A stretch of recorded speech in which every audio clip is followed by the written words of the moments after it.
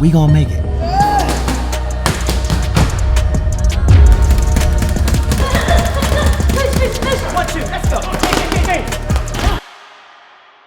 Boxing King Media, powered by BYD, the biggest and baddest electric car manufacturer in the world, I'd say. They're taking over, Dom. Well, they seem to be, don't they? And I think I've had mine for 6 months now, and people were telling me, oh, you know, when it gets a bit cold, the battery's going to discharge quicker. They're not good in the cold. The battery's going to drain. And I'm looking for. We've had a bit of snow, and this one now has got 4-wheel drive, so it's actually perfect. And you know, I've had it a good period of time now from the summer into the winter, and so far it's performing very well. I'm just going to see what it's like into the new year. So yeah, it's going well at the minute. I just did a bit of a plug there. I didn't know you was going to say that, but it's actually worth mentioning that because that was a big misconception I had as well about the battery. And we've had like -1 in the last few weeks. Yeah. I've noticed no difference at all. So well, I was myth that. I was talking to another guy who's got who had a Tesla. He's now got a BMW, and he said he used to park his up. He says, and he used to lose something like between 5 and 10% overnight in the cold when it was cold. But he got rid of that. But whether that's true or not, I don't know. But it's just interesting because you hear so many. You know, I was dead against electric cars for a lot of reasons. But you know, I'm finding it very difficult now to find anything bad to say about it. I've got a diesel as well, and I love that Zafira I've got, and it's like driving a tank, and it's so much different when you're in the electric. It's smooth, it's quiet, it's dead easy. Indeed, definitely so. Just for the people that are probably going crazy in the comments right now, stop talking about EV cars. We're going to move on.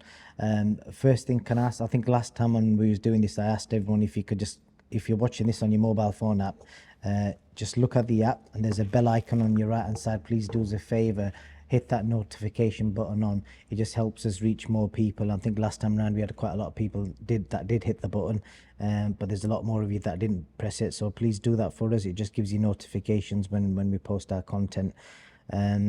So the first thing, the Ingle Gym Christmas Cracker Amateur Show is coming up on the 13th of December. And let's not forget to mention it's Friday the 13th. It is Friday the 13th. So that could be, you know, sack the person who booked it on that day, because we don't get loads of wins on that night.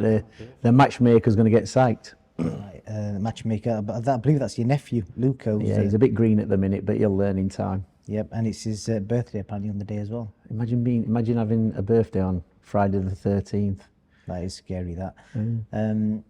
I think we should get Luca on the platform at some point when you hand over the reins. Yeah, but all you're going to get is a yes and no answer. There's not much else conversation with these young kids. It's either yeah, no, yeah, no, no, yeah. Fair play. So if anyone wants tickets for that show, it's tickets on the door now because they've sold all the tickets over the phone, etc. So just rock up on the day. Luca, where is the venue again? Greensborough Club, Rotherham. Greensborough Club, Rotherham. I'm guessing it's on Greensborough Road. Yeah. There you go. What's the chance of that? So yeah, it's on the 13th. Some great next generation of Ingle gym fighters that'll be fighting on that show. I think Dom name dropped a few last time. So get yourselves down there.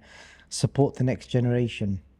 Let's talk about Sonny Edwards. I think that's the first thing we want to talk about because that was the biggest talking point last weekend. Build up, everyone was saying it's a 50-50 fight, and I'll probably talk about the build up first before we talk about the actual fight. I spoke to Sonny 3 days before the fight at the press conference, and obviously I was aware of this, but he's never publicly mentioned it before. You know, because I knew a lot of people were saying in the industry that he's not living the life recently. So he openly just said it. He goes, you know, I've been addicted to tobacco since I was 14 years old. He's been smoking for like, 14, 15 years. And just for facts, wasn't making it up because I was with him when he was fighting Bam Bam in Phoenix. You know, I'm not going to say how many fags a day he was smoking, but he was like literally smoking non-stop, like after training, before training, in the evenings, before and after food, like a proper chain smoker. And I find it amazing the kind of performance he put in against Bam Bam over 8 rounds against like a pound for pound elite fighter, whilst being in that kind of state where he's addicted to cigarettes, but he's obviously been smoking a long time. So Dom, you explain to me from your own personal experiences of people that you may have known that have smoked over the years, and how has his body managed to defy science? Well, the thing is, I watched that because I've watched Sonny Edwards closely over the years. Very good boxer, and he said he was addicted to the tobacco. But then I saw an interview after the fight. He said he was mixing the tobacco with the weed. So it's probably the weed that he was addicted to, and not not the tobacco. But you got to remember with cigarettes have got nicotine in them, and nicotine is a stimulant. So it's the tar. What gets into your lungs, what's causes the problems. So nicotine is a stimulant. It buzzes you up. It's like caffeine. It suppresses your appetite. That's why you see a lot of people when they stop smoking, they pile on a load of weight. But this is what you people probably don't understand. That if you're a young kid, and he said he was smoking from a young age. If you're fit, I mean, he's never particularly overweight. He's always probably been active. I think he's got ADHD, probably OCD, he's got all these kind of things. My favourite word at the moment is he's on the spectrum. It kind of covers a lot of broad things. And I was having a good think about Sonny the other day and thought, he's only a little guy. He was probably one of these kids at school who got picked on and got into boxing as a way to look after himself. It'll be interesting to find out that, and hopefully we can get him on here one day and have a conversation about how he went through school. And he probably didn't do very well in school, probably didn't go to school. In fact, that's incorrect. He was actually very intelligent. He told me this before. I'm not saying he's not intelligent. I mean, he was one of the brightest in his class. That's good. But you tend to find with kids, they're either very industrious when they're at school and they learn to control the condition, or they just bunk off and do other stuff. And so, fair play to him. But it seems that he's probably had to learn to fight. He's not a big kid now, is he? But he's very, he's very verbal. He can have a conversation, and he can be a bit smart at times. And I think he's wound a lot of people up online over the years. And has he wound you up? Not really. I mean, he got on one time about this gym being full of drug users and one thing and another, which is like, it's not really an issue to me. People can have their opinions.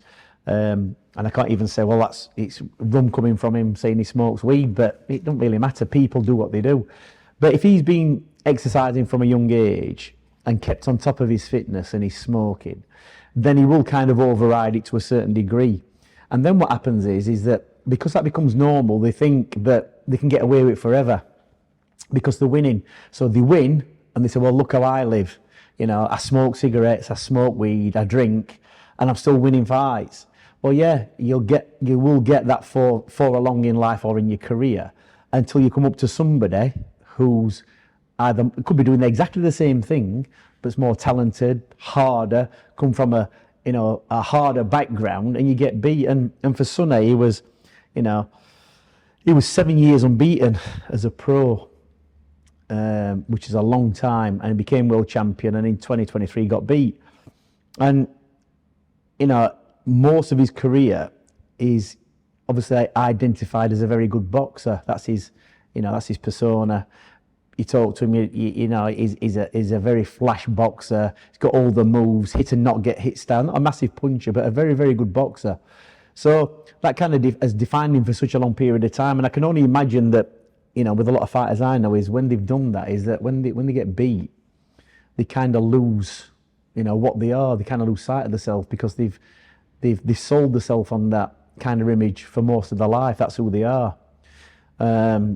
So I can imagine when he got beat in 2023, that his perspective changed a little bit because, he's no longer world champion. He's still doing all these things, smoking weed. And now what's his motive? He's no longer a world champion. He had a win, and then he's gone in with Galal, and he's got beat. And he just looked in that fight that he just kind of got nothing to fight for. He was no longer a champion. He'd been beat. And he probably thought he might get through it. He's still got enough moves. He's still got the boxing brain to get through that fight and bamboozle Galal.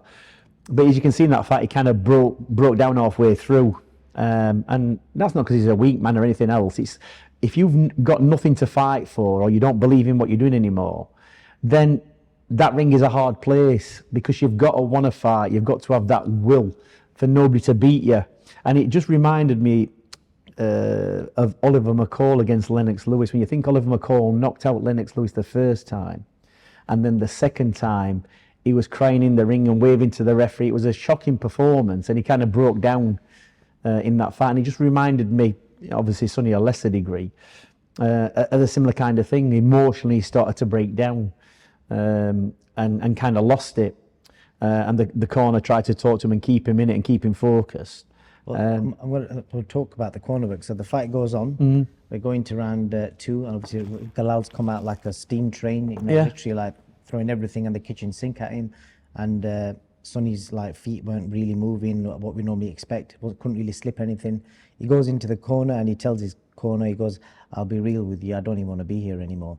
And at that point, it was like that video's done millions of views online. So his trainer, Chris Williams, is a young upcoming trainer. I think he's 35 years old. I think he's got a fighter called Brandon Daoud and a few other upcoming fighters. I think he also trains the UFC guy, Paddy the Baddy. Okay, yeah, Paddy the Baddy, I've seen him. He does a bit of boxing yeah. work with him as well, so that's what he's known for. But obviously, big moment for him. And I said this to him after, and I think a lot of young, because he said to me before, he was openly saying that, I was quite nervous. He's nervous about it. He goes, "I'll be lying if I'm not," because it's kind of baptism of fire, straight into a big fight at that sort of level, main event.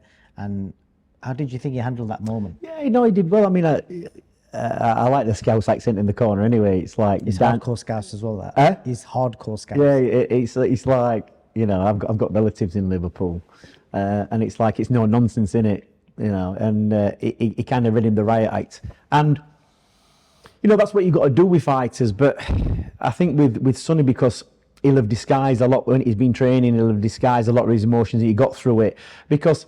You can train a fighter, and it is a bit of a roller coaster when you're in camp with these type of fighters.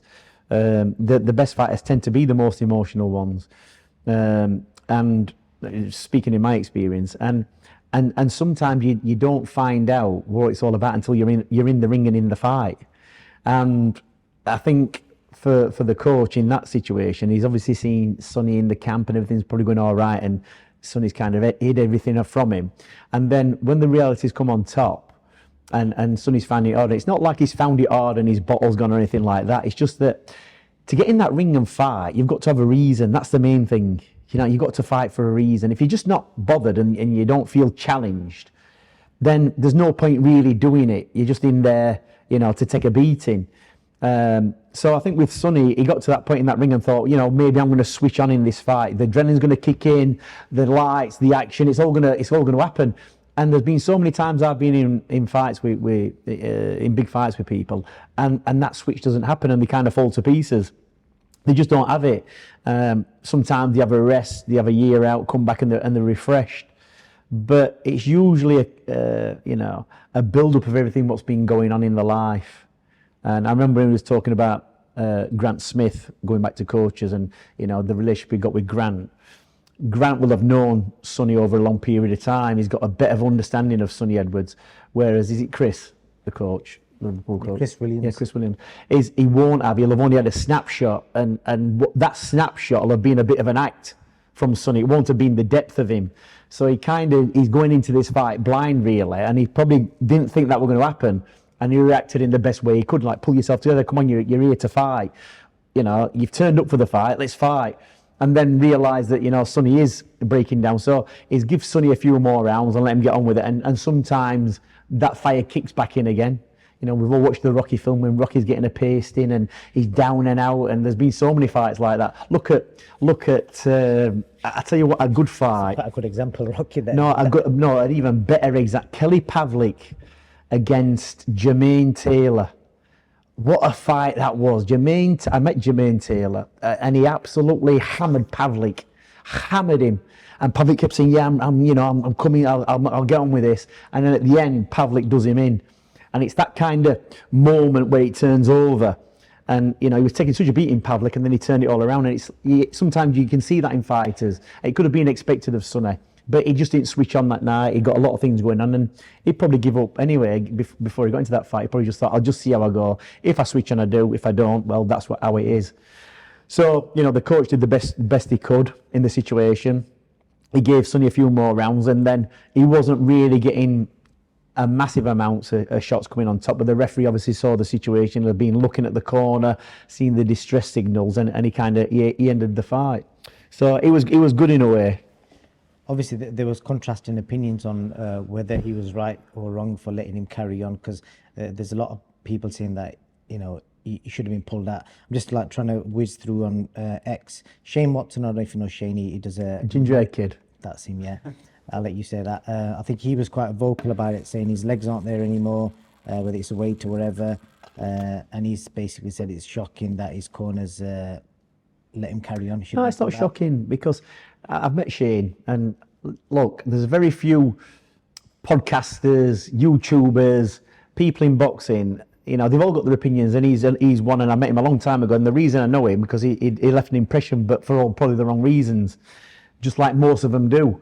But that's their outside opinion of what it is. And so anyway, getting back to Shane, that's his opinion. Unless you've been training fighters, you've boxed, you've been in the ring, you've been in the gym and around them, like you can't really say that about a coach, because obviously, you know, Chris Williamson is an experienced coach, not just in obviously for the night on Sunday. He's done it in other forms, MMA. You know, he's trained other people, and getting physical and having a fight and getting punched up and punched in the face, whether it's boxing, MMA, which I think is a bit, you know, more violent than boxing. He's got a good understanding of, you know, how to get people through fights. So I wouldn't, looking at that performance, it never crossed my mind at all when I was watching that. Oh, what's the coach doing? He's doing all that wrong. You know, he was doing the best he could with the information that he had about his fighter, which was Sonny, based on the training camp that he had.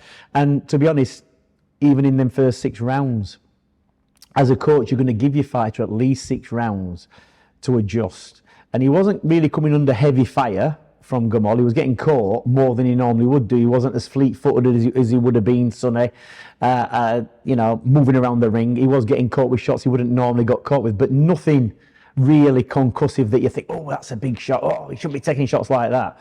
He was still skirting through the rounds, just surviving. So just a quick answer on this one. So if you're Chris Williams in that corner, your fighter says to you, I don't want to be here. What does Dom Ingle do? Well, what I do is, first of all, this is one of the reasons why I don't get mic'd up. Slap him? No, you don't slap them. You just whisper in their ear, and you know what I mean. You say stuff in their ear. I wouldn't really.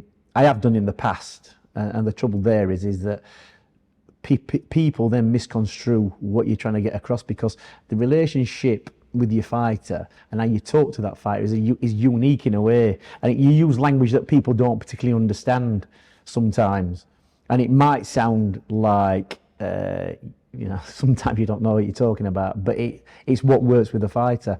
So, you know, I just say to him, and you'll see this happen with Kell against Golovkin. You don't hear me talking, but I'm in his ear telling him what he's got to do, and it's quite a vital time when I'm talking to Kell in that period of time, because I already know by round 2 his eye socket's gone. You understand? So we're in a similar situation, and Kell's telling me some information, and I know the information what he's giving me is synonymous with having his eye socket done, because I've been in that situation before, and I'm talking to him in his ear and nobody knows what I'm saying. But Kell then goes out and carries on for another 5 rounds or so. Another 3 rounds or so. So, you know, he gave him the riot act, and you look for that kind of response, and maybe, you know, unless he sees his kid getting battered, he's going to keep him in that fight, because they're all turnarounds, like we say. Kelly Pavlik against Jermaine Taylor, Rocky against Apollo Creed. Yeah. There are all them moments in fights when fights have a definite, something just ignites in the fighter, and they think, I'm not ready to get beat yet. I'm not ready to pass this up. I'm not ready to lay down. And they switch, and it happens so many times. And then on other occasions, it happens, you know, like what happened to Sonny. They just haven't got that fire anymore, that motivation or that will to win for whatever reason. Last thing on that, Grant Smith, this is quite an interesting moment, because obviously being in the venue, and Grant Smith, he was sat ringside. Obviously he's trained Sonny for the last 10 years, and it was fascinating to hear him. Like, he was the loudest person in that venue. You could hear him loud and clear, and Sonny told me after the fight he could hear him as well, shouting instructions. Obviously they've parted ways. It's, obviously whatever reasons they've parted ways, but it's more than likely going to be like a negative reason. I think that there's some disagreements or whatever, but ultimately it shows that they've still got a relationship, where Grant felt like he had to be ringside, shout from the rooftops, pass him instructions, and they both, you know, Sonny said that he loves him because he's been like a father figure to him, and Grant, you know, commented on a video saying that he'll always be there for him. So have you just comments on that, and also have you ever been in a situation where a fighter's left you and you've gone to the fight and you've still felt emotionally attached to it? Yeah, but you never, the thing is, this is what people don't understand. I get a lot of people inbox sending me messages on social media when a kid's left me and they've gone off and won and done something else. An example with Lee Wood or Jordan Gill. You know, it's like boxing is a very short period of time for a fighter. we've got 10, 20, 30, 40 chances with fighters to make money. We've done it for 30, 40 years. Those fighters have got one period of time, it might be between 10 and 20 years to make the mark on boxing. It's a big sacrifice. They're getting punched around the head, they're getting damaged. They've got to make it pay. So the fighters who've left me and gone off and done their own thing, yeah, of course I still want them to win, because you've actually been part of that journey still. You built them to a certain point. You understand? And then they've got to go on. You don't want them to go off, get beat and say, well, I told you so, you should have stuck with me. What's the point? Because it's not about sticking with you, it's about them making their money. You might disagree with stuff that they've done. You're trying to guide them. You're kind of like a train or a bus on their journey. They jump on the bus, they get off the bus, they get on the train, they get off the train, they get in a car. That's their journey. They're only going to do it once. We've got a lot of chances of that. So it's no surprise that Grant's doing that, because regardless of what the fallout was, it's a disagreement. Right, that's your opinion, this is my opinion, I'm going to do this, that's fine. If Sonny came into the gym and said to Grant, I don't agree with you training that kid, and having a disagreement that way, whereas Grant might say, well, I don't agree with you doing this, Sonny, you're doing too much running, or you're smoking too much weed, or whatever. Well, he can give him the advice, and it's down for Sonny to take that advice. I remember years ago, Naz walking in here and saying to me, Dad, Brendan, you need to get rid of everybody in here. You just need to train me, you're greedy. You need to spend all your time on me. Well, Naz only used to come in and train for 1 hour a day. Why are we going to stop everything for just one fighter? So you can have a difference of opinion, can't you? And make your own minds up, but we're all adults. So, it's no surprise that Grant did that. He's got a big attachment. Why would he have the fallout after all that time? Fighters have left me.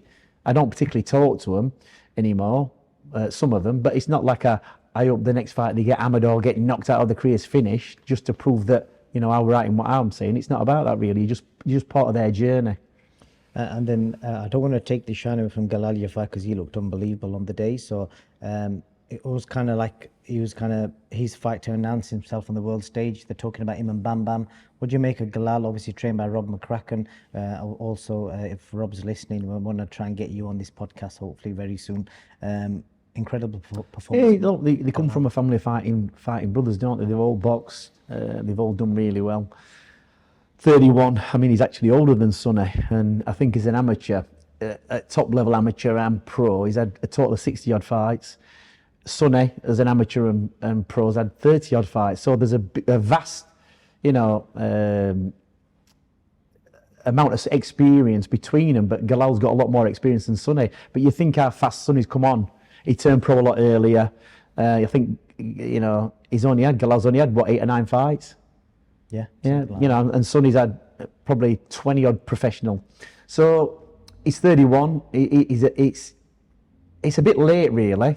And heading towards the world title fight, it's going to be an hard fight for him, because he has got that kind of stand in front of your style and have a punch up, which will probably suit the other fella more. So it's going to be a difficult fight. He probably needs to have and Rob knows what he's doing. Rob's been around a long time with Joshua, Cole, Froch, and he will have a say in how his career is going, Galal. And I don't think he'll put him in too soon. And they might be talking about that for the next fight. But seriously, I don't think Rob would put him in that fight, the next fight. He needs a couple more wins. He needs some decent names, and get some more experience. He's quite fresh, really. He's not had a lot of wear and tear. So the aim here is not to chuck him in too quickly and make sure he's in a very winnable world title fight. I'll say what I like about Galal is he's just he doesn't do no trash talking, just a nice, simple kid who talks nicely, and the nasty side comes out in the ring. So I wish him all the best. Before we talk about the next thing, we've got to mention this T-shirt. Who needs hair when with a body like this? What's all that about? Well, this is, I think, forget somebody sent me this in post, actually. I do a lot of, I've got another company called Ingle Lifestyle Coaching, so we do motivational speaking. We go to little groups of people and we talk about certain stuff, issues in life, about obviously lifestyle. So I've been this morning to a group of people talking about self-esteem and confidence, and this is obviously relating back now to Sonny. Obviously he had a bit of a breakdown in that ring, and it's a big thing at the minute in mental health and men's health and how people think. And I come from that generation where there were tough times, obviously not that tough, but tougher than these days. And you gain a certain kind of resilience and I think a lot of people these days are just too concerned what everybody else is thinking. And, you know, you walk around, when I was a kid, and we're talking about Shane Watson, I used to have ginger hair, now then ginger nuts, you know, or big nose, or whatever you were. You used to get called names. And, you know, my dad used to say, you know, sticks and stones, he can call you what you want. I mean, there's a famous video, he stood in here, and he's got a group of Asians, blacks, whites, and he goes through all the, you know, the insults for each type, and he comes up with his, like, your thick paddy. You know, that's what he used to get called, your thick paddy. So he goes through, it's not PC now, and you won't be able to get away with saying it. So, yeah, this T-shirt is like, you know, so what? It's like people say to me, you're bold, you know, you're bold XYZ, you know, swear word. And say, yeah, it's just stating the obvious. It's like, don't be concerned. There's more important things in life to people saying stuff about you. So we do these kind of talks and motivational talks and talk about mental health and trying how to overcome it. And, you know, we're doing all right. We've got an organisation that my wife deals with. It's there, Shout 85258. If you can put that up later on, is an online thing where you can phone in or type in and get on the platform and talk about your issues, or, you know, when you're suffering kind of mental stress. And she gets a lot of young people on there, you know, in a good place, contemplating suicide or self-harm or whatever. And sometimes it's just somebody to talk to, innit? And you'd be surprised how much, you know, that kind of deflects them from their intention. So I'll put up the address that you just said. I'll put it on the screen so people can see it. But yes, that sounds good. That I'm sure, and it's that time of year, isn't it? Christmas time is the time when. Well, yeah, it brings it all home, doesn't it? It seems like it's a key time, isn't it, for a lot of people. Indeed.